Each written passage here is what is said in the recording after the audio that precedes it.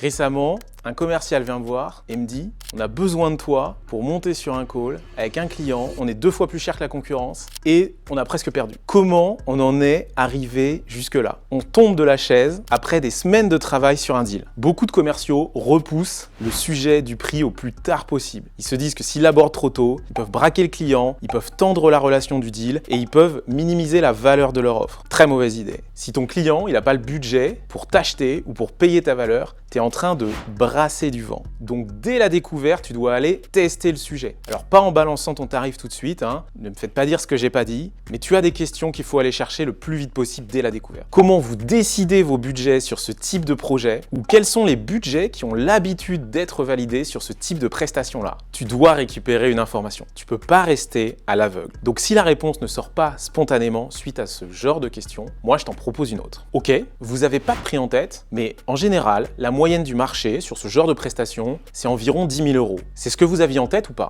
Et là, tu vas avoir 3 types de réactions. Premier type de réaction qui va te dire « Oui, écoutez, je suis pas surpris ou je m'attendais à peu près à ça. » Donc là, tu as un feu vert. Ça veut dire que ce que tu as en tête, lui l'a aussi, et donc vous êtes relativement aligné. Il y a un deuxième type de réaction, c'est de te dire que c'est un peu supérieur à ta fourchette. Tiens donc, il a finalement une fourchette qu'il n'a pas voulu me donner tout à l'heure. Auquel cas, ça mérite d'être creusé. Ok, pourquoi, selon vous, c'est un peu trop cher? Vous le comparez par rapport à quoi? En tout cas, il y a un delta qu'il va falloir aller chercher, de combien on se parle et pourquoi. Et puis enfin, tu vas avoir un troisième type de réaction avec des gens qui vont tomber de leur chaise, qui vont afficher clairement qu'ils n'ont pas du tout ce budget-là. Il faut alors que tu reviennes aux enjeux, aux douleurs, comprendre pourquoi c'est ce budget-là qui est en question et pas un autre. Mais là, c'est tout de suite red flag, feu rouge. Peut-être que c'est un deal qu'il faut que tu arrêtes tout de suite. Si ton prospect évite le sujet, c'est déjà une information en réalité. Mais ça peut se contourner et tu dois aller le chercher, tu dois gagner du temps, tu dois le qualifier pour pas tomber sur un deal fantôme. Un deal qui finit sur une surprise de prix, c'est un coup de poker en réalité. Tu dois assumer tes prix dès le départ, c'est juste ton job de commercial en fait.